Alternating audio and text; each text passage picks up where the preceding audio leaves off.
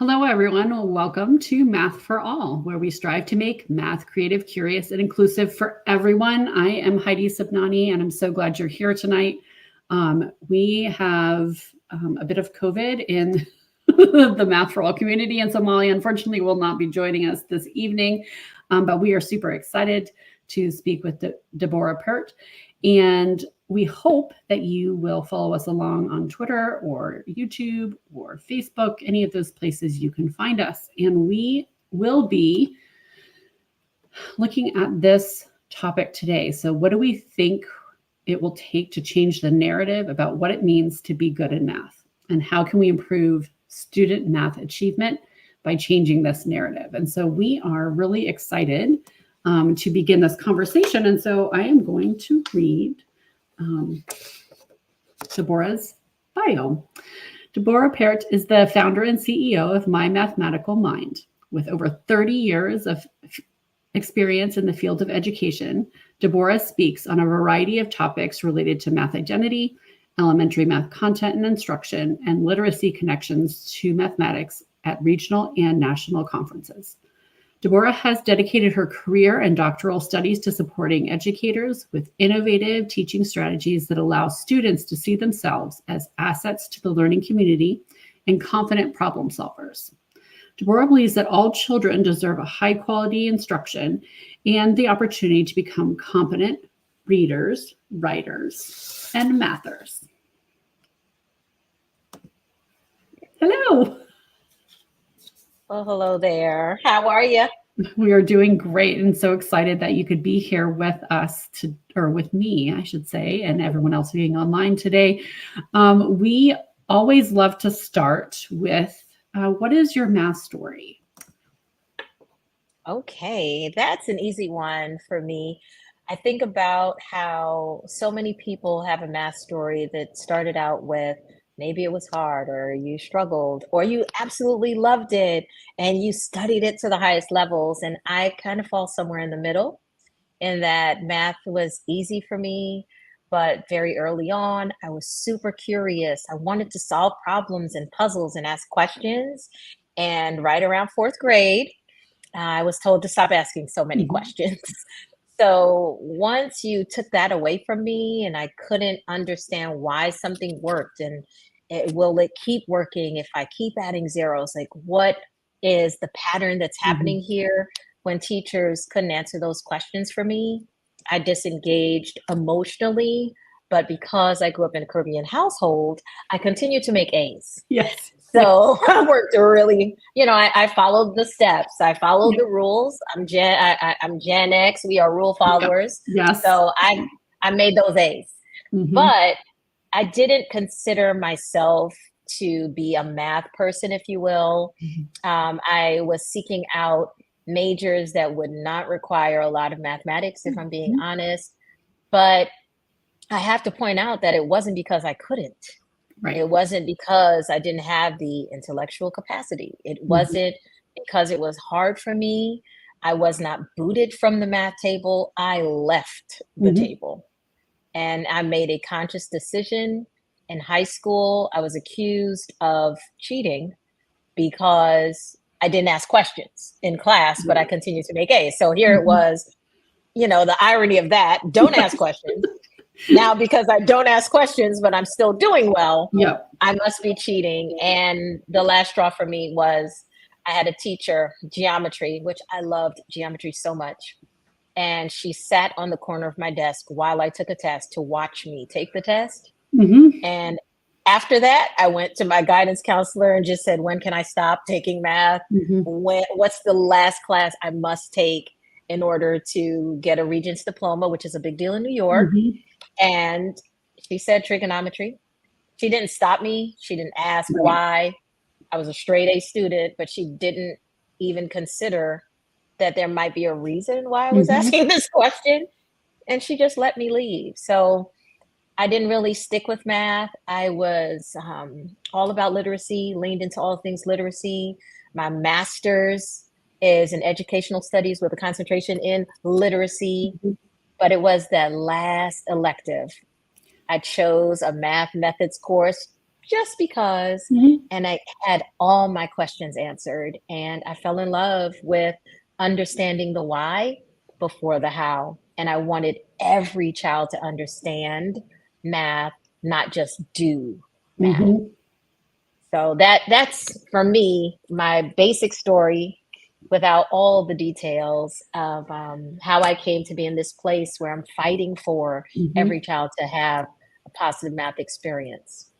It's so interesting that one class changed trajectory in some ways of what you would do late, what you do now, and those little moments. Sometimes I think we don't always recognize as teachers or professors or instructors of you've changed the pattern or the path for someone who is now going to influence and provide opportunity and safety and work on that for other students and other children by that one course. Because it could have been, unfortunately, we have too many experiences or times where people come on and have the opposite of that, where they never have that experience until much further down the road in their teaching career, where that allowed or gave you the space to get those questions answered and like bring your whole self to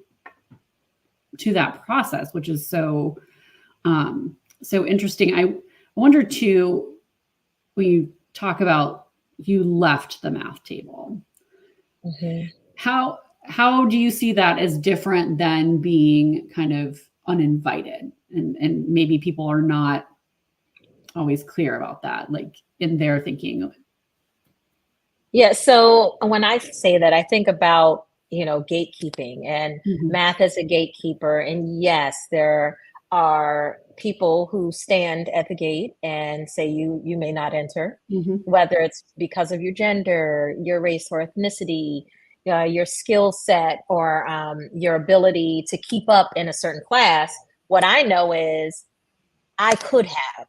And there were other situations in which I was the only, or I had to stand my ground to stay in a space. So the gatekeepers wouldn't have stopped me if I had made up my mind that that's what I was going to do. So they didn't disinvite me for those reasons. I didn't give them the chance to. And the one example I would give, when I started college, I didn't take some placement test or something, and they automatically put me, there were a group of us, they were putting me in whatever the developmental math, the course you pay for that you get no credit for. Yeah. And I was like, oh, wait, what is this? Absolutely not. And the professor said, statistics has shown us that. And he actually said that our Black and Latino students often do poorly if they blah, blah, blah. This whole thing about why I should sign up for the developmental course and not start in the math that was required. And I said, absolutely not. So basically it was like, enter at your own risk. And I said, I'm staying. And there were other people that were getting up and leaving. And I had this one classmate. I said, we're doing this together. We didn't ask him any questions about the homework. We did all the problems, even the ones that weren't assigned, because my goal was to make an A in his class in a way that was undeniable, because he tried it. So I know you could not have disinvited me. I was staying. So I made a conscious decision. I don't want to do this. I'm going to go do some other things. So I would say that's the difference, because so many people share how they didn't feel as if they belonged. They didn't feel welcome. And even though he was trying to make me feel that way, I was like, no, I can do it. Yeah. So that kind of brings us into your question, because you knew you were good at math and you had that internal locus of control within yourself of, I know I'm 100% capable. I know how to do this. I am an excellent student. Like, you had all of that. But there were still others outside who may have had a different picture of what to be good at math was. So how do we work on changing that narrative around what it means to be good at math, and then following that up, how does that relate to student achievement in mathematics? Okay, so that's a juicy one. So as far as changing the narrative and helping others recognize themselves as, I call it, mathers. So the mather movement is not just about, oh, we had a cool t-shirt and let's just change this word. It's actually about a belief and a mindset about who math is for and how math fits into our lives. So when I think about being a reader, even if I don't love it, even if I don't do it all the time in my free time, in school and outside of school, reading is not optional. You're doing it. You are going to be a reader. And if you're struggling with it, even into your adult life, you're going to do something about it. You don't opt out and say, it was hard, didn't really work for me. So that reading thing, I'm not doing it. Same with writing. You might not be a journalist, you might not make a career out of it, but you're writing. You're writing emails, you're writing letters, you're writing whatever to communicate with other people. And it's for everyone. There's not this, well, you know, people who look like you don't really write things. That's just not a thing. But then there's math, where there's no general term that means I'm mathing. Like, so I'm a reader who reads, I'm a writer who writes. And then there are those of us who do mathematics because it is so deep and special and separate from our lives. So that's the part that needs to change.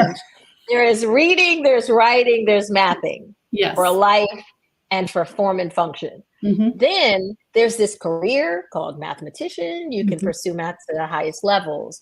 You use mathematics in classrooms and outside of classrooms. It is something that you are graded on, but it's also something that you're not graded on. And that's the biggest difference I see, is that with reading, you might read reading comprehension tests. You might get a score, but if you get a bad score, you don't just give up and stop reading forever.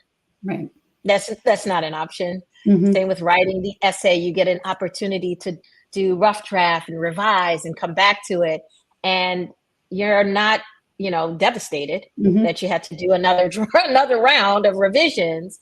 And Mandy Jansen with rough draft and with rough draft math, it's the same idea that math is always so absolute and final.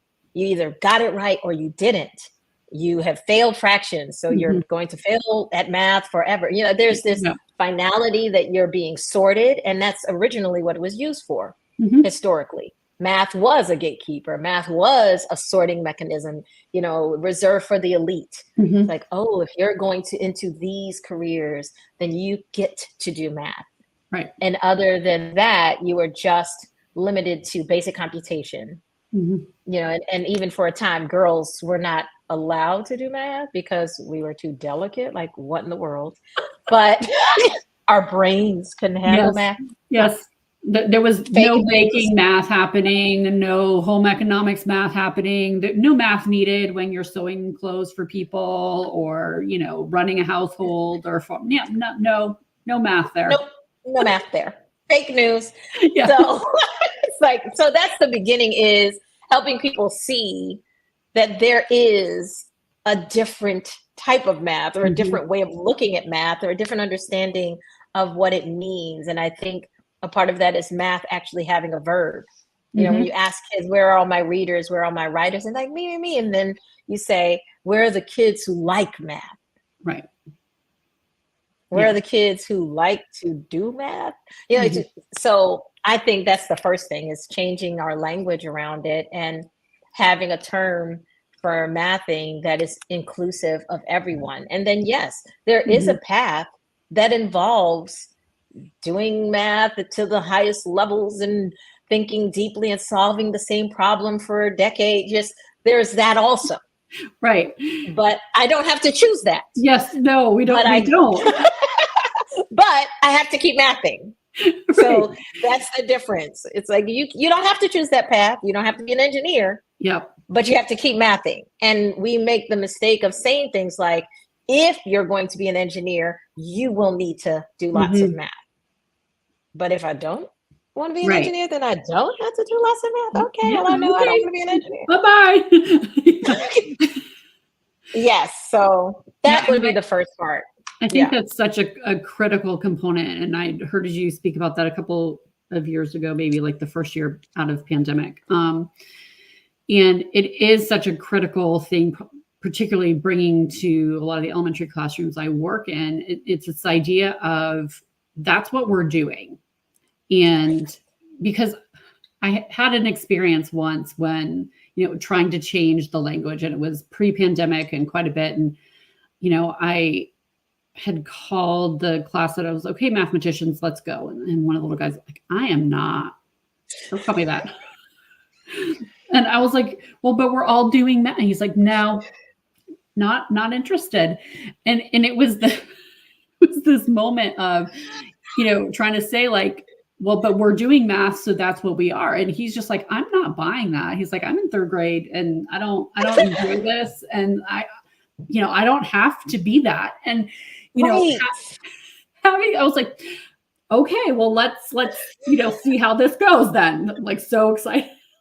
I'm so glad I'm in here, being your guest teacher today. Right. And I had that conversation with Zach Champagne. We talked about using that term mathematician with an 8-year-old, and they're using their imagination. They see mathematician, wild, crazy hair, glasses, solving problems that take up the whole board. Nah, I don't want to be that. Right. But then the other side of that was we had this moment of, but isn't it also a little disrespectful? Like, a mathematician has put in work. Right. It's like calling me a doctor at 8. It's like, what do you want to be when you grow up? Yeah. Right. You're a doctor. No. Ooh, that's very different. So we talked about that, and some might not be offended at all, but we just wondered, isn't there another term for mathematician in training, like someone who might choose that later, but having the choice? Like, that's the part, is choosing that, not opting out of math completely, choosing a path that requires lots of mathematics. Well, and I think it has a better connotation than like being numerate, because we often say it as innumerate or being, illiterate, like in that kind of same way. And it does not have the positive, but also just this is what we do, because in life you are going to encounter lots of different kinds of mathematics. And just because I don't sit home on Saturday night and solve math problems for fun, don't you?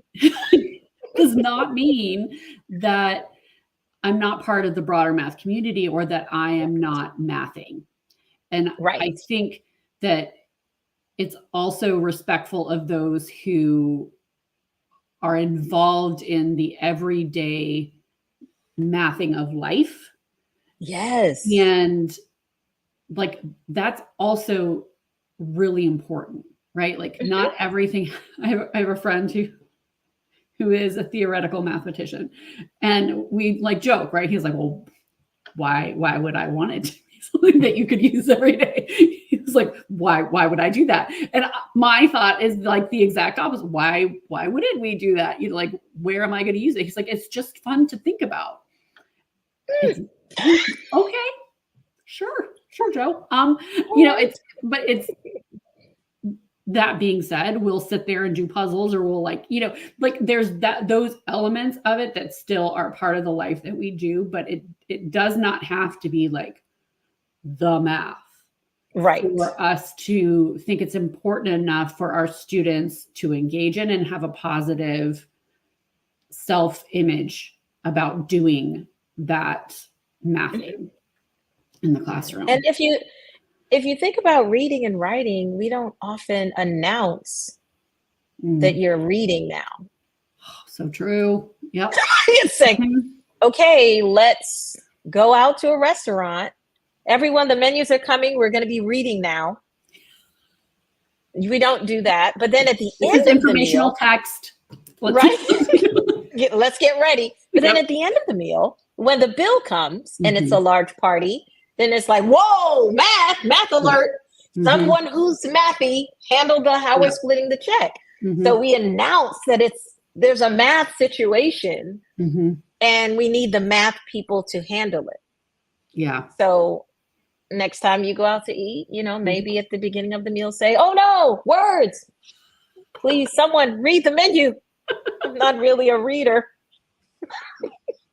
I mean, it sounds ridiculous, Yes. but all day, every day, people announce that math is happening and run from it or, opt out of it. And that's the narrative that also needs to be disrupted, is that math isn't optional. It is actually a part of our everyday lives. Yeah. So how do you see how that fits in with improving student math achievement? And what do we mean by that too? Because I think there's a lot of hand wringing, right?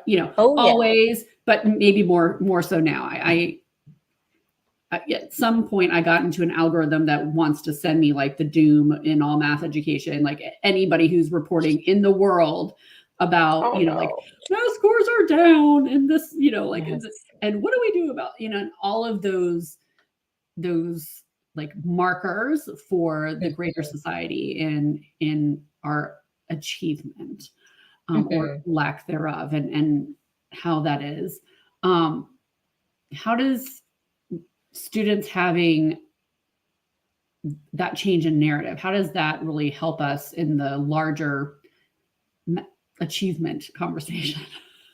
Well, I would say that the language is this small part of helping students develop a positive math identity, which then leads to students being committed to doing it well. And if you embrace mathematics as a part of your identity that you never lose, when it's hard, you persist. Just like with reading.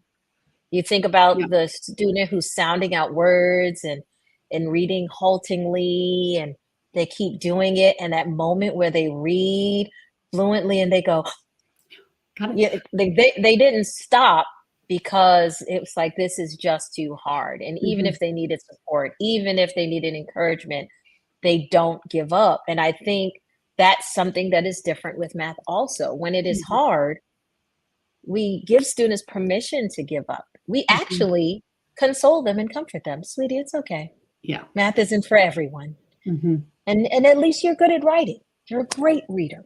We give them permission to stop trying. Right.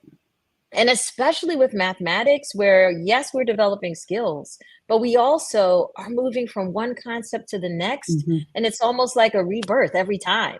Yeah. The student who struggled in one area in mathematics comes alive in fractions, and it makes sense to them, and it just making connections across different ideas. If you detach yourself from mathematics early on, it impacts the achievement later on. So if the scores are falling in 4th grade and 8th grade, we should be looking at preschool through 3rd grade, not ramping up 4th grade to improve those scores. It's not just about the scores though. For me, if there were no tests, there's still an achievement problem when it comes to mathematics. And I think a part of it is the lack of commitment to getting better. And even when adults, if it's hard, it doesn't mean you don't have to do it. If it was, oh, I don't do math. Right. What message are we sending children if we are avoiding teaching math? Oh, I need to give up a period for the assembly? Okay, well, you know what, guys? We're just going to skip math today. Yes. How often? Every time. Every time. The math block shrinks. Yes. Wait a minute. Weren't you teaching social studies this morning, and now you're teaching it again this afternoon? No. Has math happened? Well, we had such great conversation. So we just needed to continue it after lunch. What about math? Oh, we're going to do it this afternoon. Yeah. It'll be fine. Just pushing it and pushing it and pushing it. So a part of it is what students will do, them persisting. But let's be honest, a part of it is if we change this narrative and this language and what it means to be good at math and embrace math as a part of our identity, let's be honest, the teachers would teach math differently if they felt more comfortable, if they realized that they have to continue to fight for the confidence and competence with mathematics, if they had their own trauma they have not healed from, or if they have their own math anxiety that they think they can push down. We have to give them strategies for alleviating it so that they can grow in their competence and confidence, so that they can teach mathematics with joy. Joy is not something you can sprinkle. It's like, it's something that spills out of you. Right. So math joy has to be experienced by me in order for me to help my students experience joy in mathematics. Joyful math experiences are not in a book somewhere. Right. It's a part of your delivery and enthusiasm. And I was guilty of teaching reading and writing with more enthusiasm than you probably want to experience, but the kids loved it. Right. And then math was turn to page 27. Okay, it's time for math. Yep. Here we go. So exciting. It is. Yeah. And I'm always amazed by, when I go from, if I'm in elementary, it's the same class, but different content area, or in middle school, where the kids are talking and discussing and doing all this, and then they get to math and it's so quiet. And I'm like, well, these are the same kids. Like, let's take a field trip together to this other class where the exact same kids, but how they're interacting with the content is different. So some of that's the expectation of it. Some of it is the type of questions that we ask. And it's, I was asked by an administrator, were the kids talking? I was like, like, no, there was, I was visiting classes for the first time. And I'm like, nope. And so like, if I were doing an initial, look at what we value in the math classroom, like it's, in this case, like more compliance and like computer-based learning. And like, I can see where we are finding like where we're putting the emphasis on those things, but talking and discourse is currently known yet. We'll get there, but it's this idea of, are we creating that? Because we can also have really great math conversations. Absolutely. And that's how you build community. And that's how children kind of work out their own thinking. Sense making comes with conversing and comparing and making connections, not just connecting mathematical ideas, but connecting with your classmates and being vulnerable with your classmates, and the teacher saying, whoa, I don't really know. Will that always work? Let's try it.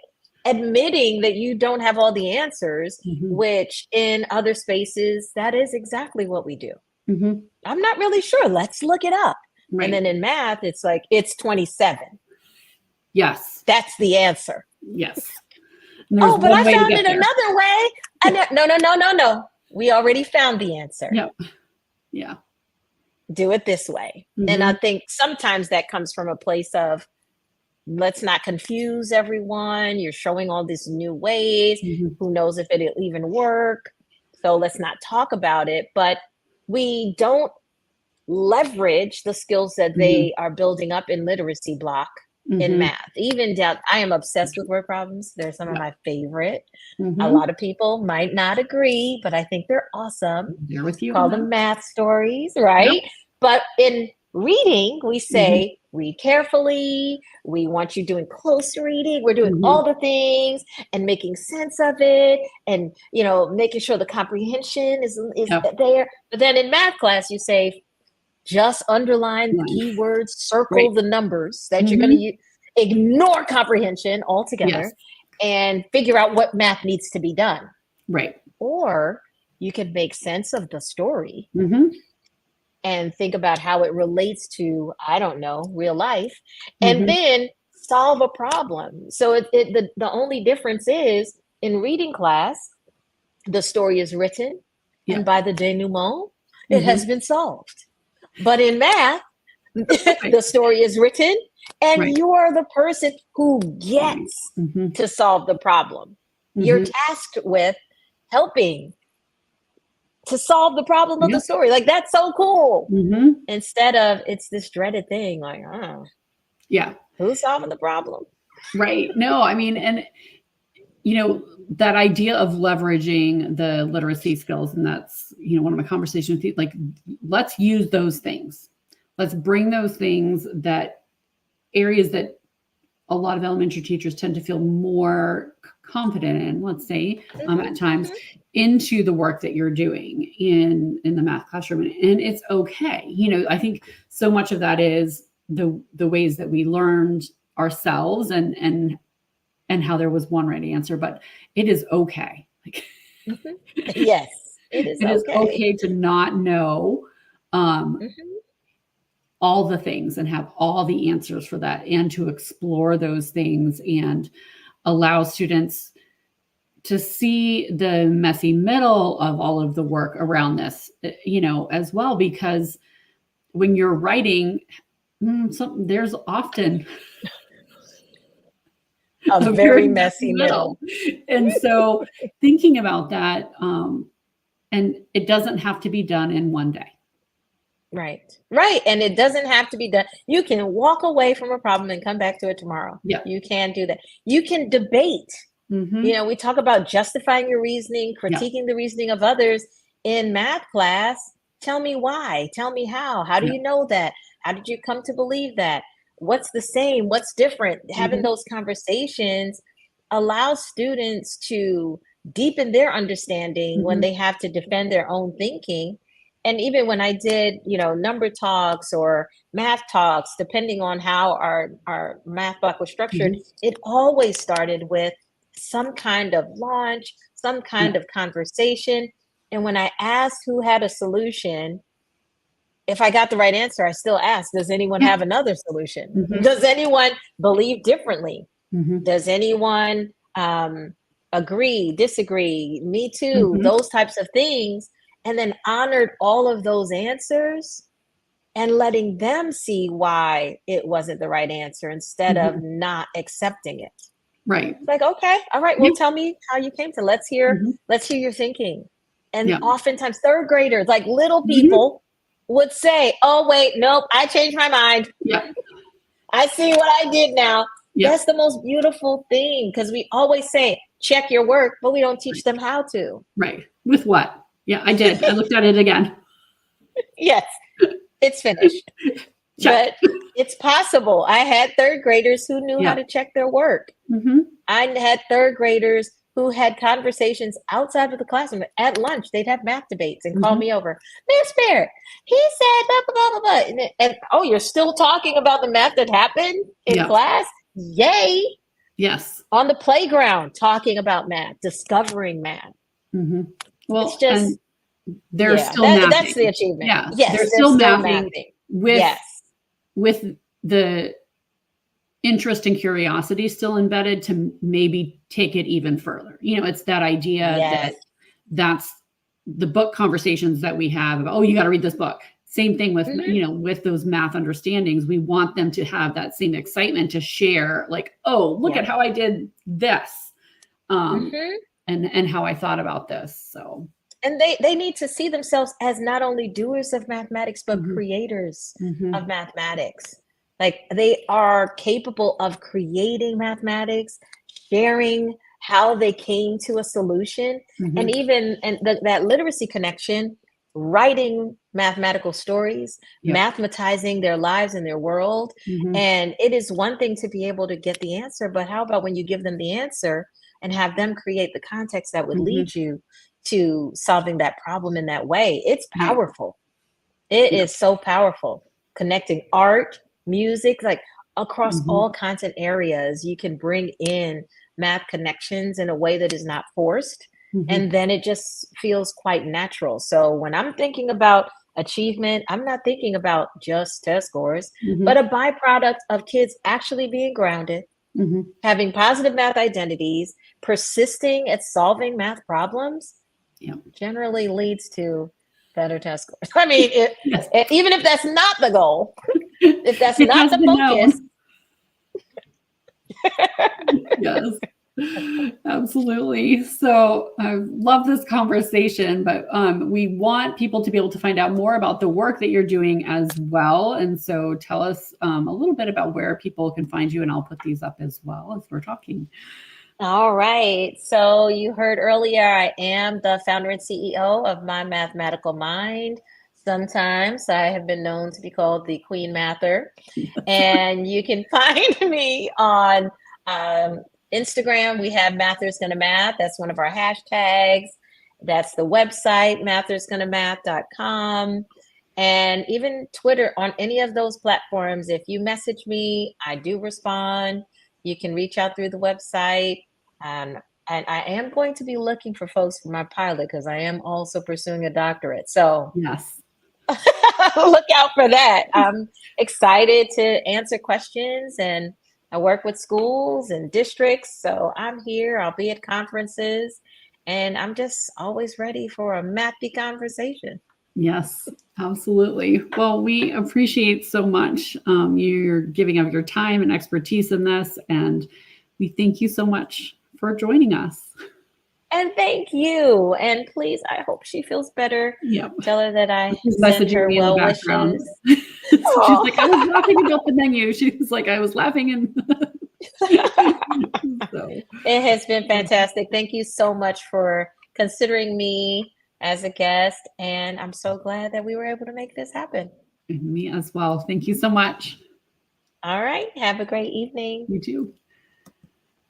Well, everyone, we are wrapping up 2023. Our next show will be in the new year, and we are so excited. Libo Valencia will be here with us to talk about math play. And so we hope that you will join us then, and that you have a safe and restful holiday season if you celebrate any of the various holidays that are happening here shortly. And if not, get some rest and do some mathing.